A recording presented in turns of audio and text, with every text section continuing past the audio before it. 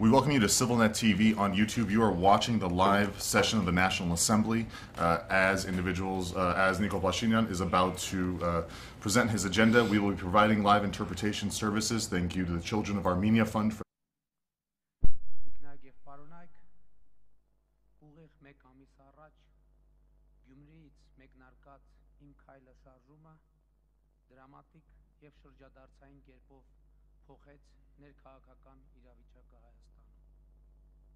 Գյումրիից Երևան 215 կիլոմետրանոց այդ քայլարշավը, որն ի սկզբանե ներառում էր քաղաքացիական պայմանագիր կուսակցության մի քանի տասնյակ անդամների ու համակիրների, 14 օր հետո հասավ մայրաքաղաք Երևան, վերածվեց հանրահավաքային գործընթացի, ներգրավեց 100 հազարավոր քաղաքացիների, դառնալով երրորդ հանրապետության պատմության ամենազանգվածային քաղաքական շարժումը։ Հայաստանի Հանրապետության առանց բացառության բոլոր քաղաքներում, գյուղական բնակավայրերի ճնշող մեծամասնությունում բազմամարդ հավաքներ էին տեղի ունենում, որոնց հիմնական կարգախոսն էր «Քայլ արա, մերժիր Սերժին»։ Շարժման հիմնական նպատակը 2008 թվականից ՀՀ նախագահի պաշտոնը զբաղեցնող Սերժ Սարգսյանի իշխանավարման երրորդ ժամկետը կանխելն էր, որը կբերի իշխանափոխության։ Նրանք, ովքեր լավ գիտեն Հայաստանը, համոզված էին, որ Հայաստանի քաղաքացիները չեն հանդուրժի մեր երկրի էությունը գենետիկ մակարդակում խաթարող այդ գործընթացը, երբ 10 տարվա իշխանավարումից հետո Սերժ Սարգսյանը եւ նրա նեղ շրջապատը փորձում են արևելյան տիպի անձնիշխանություն, ընտանեկան իշխանություն ձևավորել Հայաստանի Հանրապետությունում։ Ու չնայած բազմահազարանոց ցույցերին 2018 թվականի ապրիլի 17-ին Սերժ Սարգսյանը ազգային ժողովի կողմից Հայաստանի վարչապետ ընտրվեց ոստիկանական մի քանի շարքերով, փշալարերով ու զինտեխնիկայով շրջապատված ազգային ժողովում։ Իշխող վերնախավի հույսն այն էր, թե ժողովրդին փաստի առաջ կանգնեցնելով հնարավոր կլինին նրան ստիպել համակերպվել այդ փաստի հետ։ Բայց Սարգսյանի ընտրությունը որպես վարչապետ էլ ավելի սրեց ներքաղաքական իրավիճակը Հայաստանում։ Հանրահավաքները, բողոքի գործողությունները դարձան էլ ավելի զանգվածային։ They could force the people to go with this decision. However, the election of Mr. Serge Sargsyan as Prime Minister aggravated the domestic situation in the Republic. Assemblies, rallies, and protest actions became much more massive, and a great wave of protest was raised in the Armenian diaspora. And Make a Step, Deny Serge became a pan-Armenian agenda. And in these conditions, on April 22nd, 2018, we held negotiations with Serge Sargsyan in Marriott Yerevan Hotel. The agenda of the negotiations was the immediate resignation of Serge Sargsyan and the peaceful transfer of authority. But Serge Sargsyan, instead of arriving at conclusions and discussing this agenda, came up with a threat of new March 1st during the negotiations and left the negotiations venue. An hour later, the joint operative group of the National Security Service and the police me from among the massive rally, and also a number of leaders of the movement were kidnapped too. And before that, for invented reasons, dozens of representatives of the movement were detained. And these illegal and unreasonable actions, in the true letter of the word, burst the situation in the Republic of Armenia. In Armenia and in the diaspora, the waves of the rallies were rolling out, and the society, without the reasonable society, had already come out of the control of the police. And on April 23rd, facing the situation that was rolling out in the streets, Serge Sargsyan had to resign resign from his position as Prime Minister. It seemed that this was the aha moment when the situation would culminate, when the elite and the authority would immediately recognize and acknowledge the victory of the national movement and would immediately launch the peaceful power transfer process. However, the RPA leadership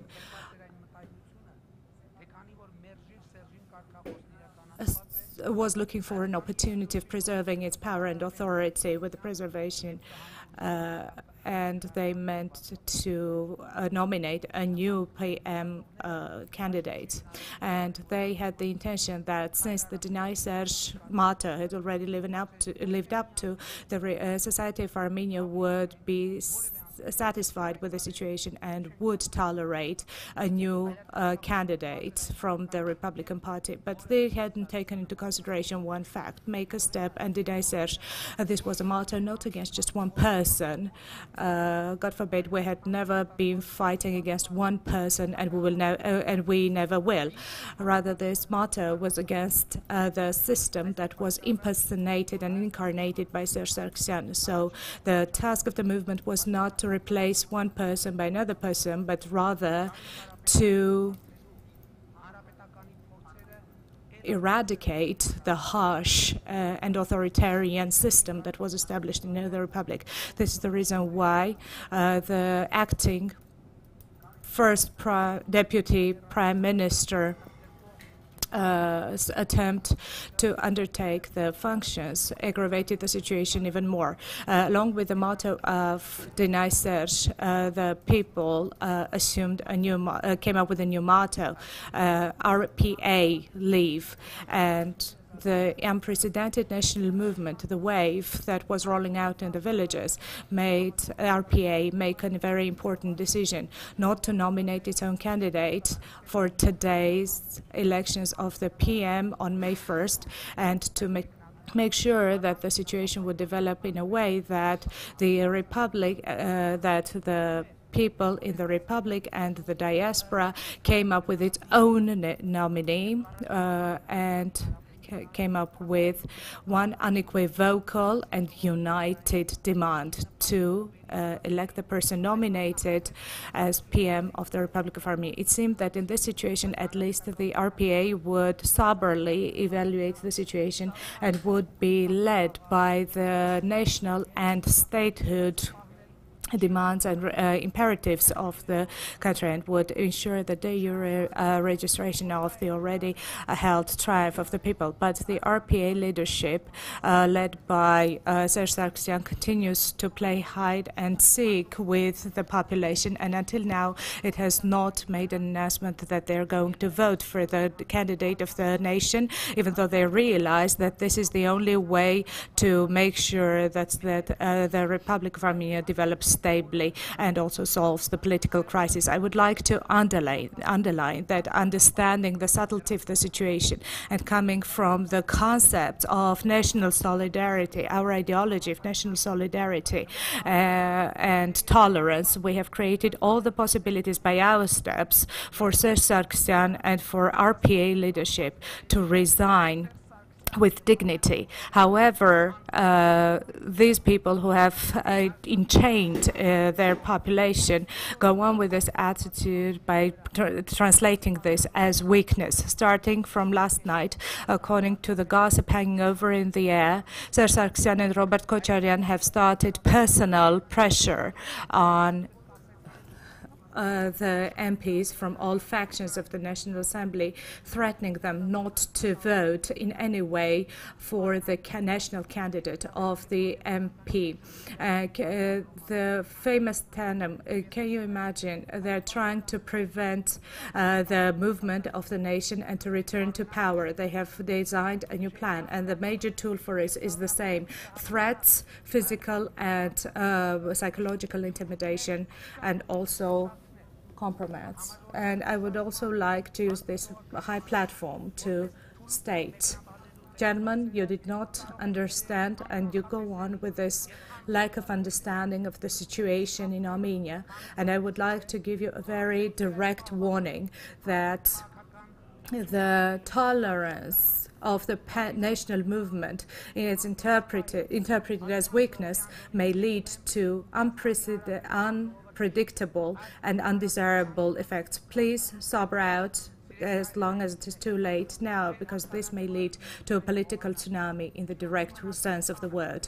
And from now on, at this very moment, I turn to the nation of the Republic of Armenia and every citizen of the Republic of Armenia from this high platform. Dear compatriots, your triumph is again tried to be stolen away from you. Don't stay at home. And right now, go out into the street if you have not done it yet, and move towards the Republic Square. Flood out all the streets and the squares of the capital and other towns in the Republic. And now I appeal to our compatriots in the diaspora. Dear compatriots, your hope and your triumph is being stolen from you. And no matter where you are now, go out into the street and please demonstrate your will and your will stable Armenia. This is a very triumphant moment, and our nation that has survived a genocide and war cannot lose its powerful future. Now I turn to all the MPs in the National Assembly now. Sisters and brothers, this is the hour of the liberation of the citizens of Armenia, and many of you too. Together with you, we have been on different sides of the political barricades, and we have had very acute debates. But right now, we're not solving an issue of personal relations here. Here, we're solving the renaissance and the revival issue of the Republic of Armenia and the Armenian people who has survived the genocide. And here we're speaking about the triumphant future. And in order to contribute to this powerful and triumphant future, it will not take you any sacrifice. It will take you only one action: to vote in favor of the national candidate for the MP, and in this way to tear down the alienation wall that unfortunately exists between you and the people. Understand eventually that a new power has come in the Republic of Armenia, and the threat of resigned authorities are of no significance anymore. Please make your sense, and in this way you will have done service to your motherland and to your people, helping it to step out from the deep domestic crisis of decades and helping it to finally eradicate despair from Armenia. Ladies and gentlemen, in this part of my speech, I would like to refer to a number of issues and misunderstandings. Some think it surprising and strange that we announced that the new government of the Republic of Armenia is not going to have turnovers in the foreign policy of the Republic of Armenia. In case I am elected as MP of the Republic of Armenia, the country will continue to remain a member of the Eurasian Economic Union, will continue to be a member of treaty organization, and these imperatives emanate not only from any personal interest, but from the logic and corollary of the movement of the people. We have been saying, and we say, that it is due to this movement that we have brought to power the people of the Republic of Armenia, and it is the people of the Republic of Armenia that through this movement have been demanding different changes in terms of organization of livelihood, justice, legality, protection of rights, social security.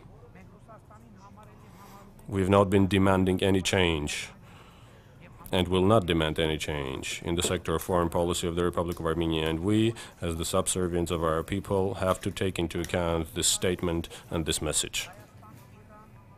We have considered Russia, and we consider Russia a strategic partner and ally of Armenia, and the national movement here in the Republic of Armenia is of no threat for the Armenian-Russian relations. We impute very high significance to the relations between Armenia and Iran, Armenia and Georgia, and there is no doubt that this political process will be of new energy, new spirit to the direct relations that we are going to develop with our neighbors. We're also going to develop our relations with the European Union as well as the member states of the European Union. We are going to do everything for the citizens of the Republic of Armenia in terms of liberation of the visa requirement for the travel from Armenia towards the European Union. We expect starting negotiations on this in the nearest future. The comprehensive and extended partnership agreement ratification in full and the full implementation thereof emanates from our interests as well. Our friendly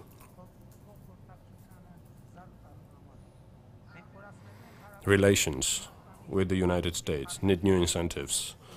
We are now aiming at conducting very clear practical steps in further promoting the collaboration with the United States in all different sectors of cooperation. We're going to deepen our relations with China, and this foreign political direction of ours we consider very significant. We highly signify the events that are going to take place in Armenia in the light of Francophony summit here in Armenia, which doubtlessly is going to be organized on the highest level. Armenia is fully committed to take the chairmanship in this internationally renowned organization, reputable organization. We're also committed to the condemnation of the Armenian genocide throughout the world, as we know that only by recognizing the presence of the crime it is possible to prevent it in the future. As regards the prevention of the crime of genocide, the crimes against humanity, Armenia is going to play the role of a leader and a flagship in the peaceful regulation of the Nagorno-Karabakh conflict based on international law. Stereotypes are not of significance for us. We are going to strive for the undeniable, non-contestable rights of the people of Karabakh for self-determination. As regards the regulation of Nagorno-Karabakh conflict, we are for peaceful resolution only, in the basis of which the legality, equality, and self-determination principles are going to be lying. We have to once again bring some new charge towards the international recognition process of Nagorno-Karabakh as a nation, as a country, and that's going to be one of our main directions in our foreign policy. Ladies and gentlemen, the domestic life of Armenia in the internal movement, the national movement, the most important message that we have produced herein is the demand for justice and independence, and our government is committed to fully implementing this new approach of ours. The environment of restraint, threatening, fear would accompany our people everywhere, I mean before the start of the Velvet Revolution. In the political life, in the economic activity, when getting education, when serving in the military, when searching for a job, when protecting the rights, people everywhere would face that problem. This depleting, desolating environment has to be eliminated very quickly. No citizen of the Republic of Armenia could ever feel diminished or weak because of having no acquaintances or contacts, in parentheses. The Republic of Armenia, lawfulness, constitutionality have to become that strong foundation that will belong to every citizen of the Republic of Armenia. All the people unconditionally will be equal before the law, and that is going to be related first of all to the members of the family of the Prime Minister, the kings, the relatives and friends. We have to exclude the abuse of administrative power for the promotion of own business. We are going to reinstate and change the system of declarations of the public officials in a way so that the people of the Republic of Armenia are sure that they know fully every piece of property that public officials hire and how the structure, the composition of that property changes in parallel to the term of that public official. Illegal gains criminalized are going to bring certain consequences for these people. In the Prime Minister's post and the position, I will guarantee that there will be no economic monopolies in Armenia. There will be no barriers for importing any type of good to the Republic of Armenia, for anyone. And by the way, we are trying to do this not by oppressing anyone or persecuting anyone. We are going to do this by removing all the existing barriers in an unconditional, unexceptional manner. The dominating economic or market positions are going to be replaced by full competitiveness of business operators. We are going to exclude any possibility for abusing the dominating positions on the market. Diversification in the market will be among the priorities of our agenda.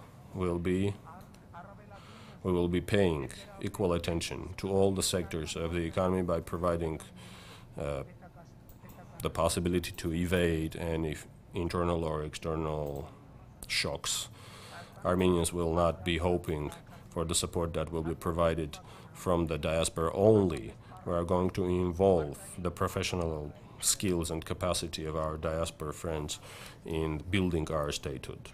Ladies and gentlemen, hundreds of thousands of citizens of the Republic of Armenia, especially in the rural communities, simply suffer under the unimaginable burden of loans that they have taken, which creates threats for the Republic of Armenia. A lot of organizations abusing the illiteracy, the insufficient knowledge, awareness of our people have created these burdens for our people. They get loans for implausibly high interest rates, but these loans are also added by the notorious institution of the advantages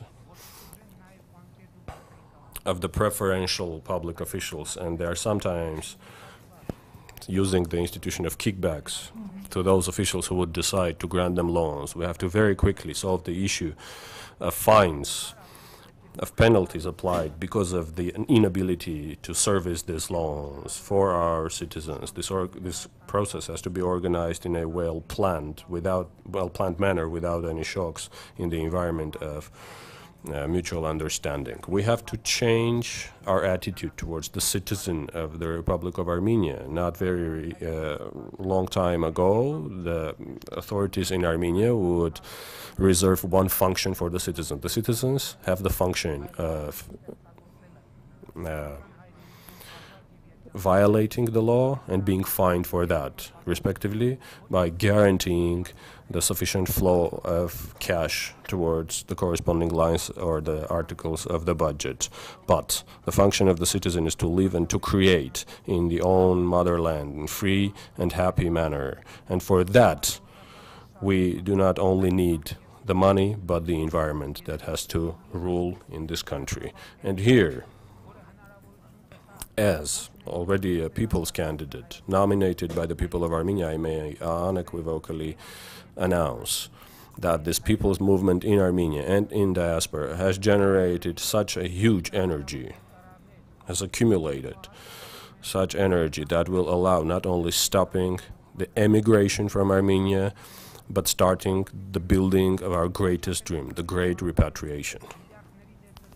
On these days, thousands of diaspora business people are breathlessly waiting for the culmination of these processes in Armenia, and I have no doubt that billions of investments are going to flow into Armenia, and tens of thousands of jobs will be created, and millions of Armenians will come back to Armenia because they relate their future and the future of their children with Armenia. And this is the decisive factor that will increase the level of Armenia's security, but also it will create conditions for the solution of the Nagorno-Karabakh conflict in favor of Armenians, because this means that the flow of cash and people will ensure a spiking development, and it will ensure overcoming the continuous crisis of the economy, and this will increase the military capacity of the Armenian country. And as a result of these steps, Armenia will clear away the most shameful stigma that it has, which is over 30% of poverty, which for tens of years has already deprived the population of Armenia of its future. They should not be people who are deprived and denied in the Republic of Armenia, but we need to arrive here not by means of benevolent activities, but rather tapping up and also stimulating people's diligence.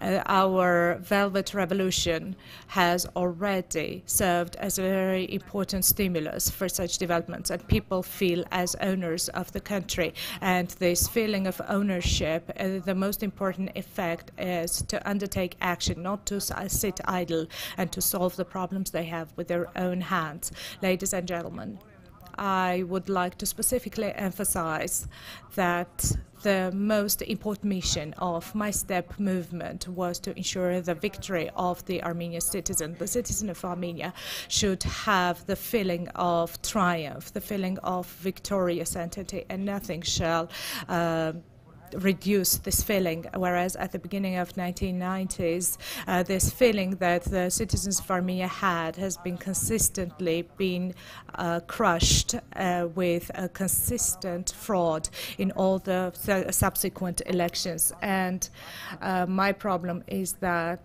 the problems of Armenia is that we have a very grave situation after the fraudulent practices during the elections, and respectively, I believe that our most important mission is the free, fair, transparent, and unequivocal elections, the restoration of this institution, which will take not only political will, but also very clear legislative guarantees. And this is why we need to exclude all the possibilities of carousel voting, and we need to create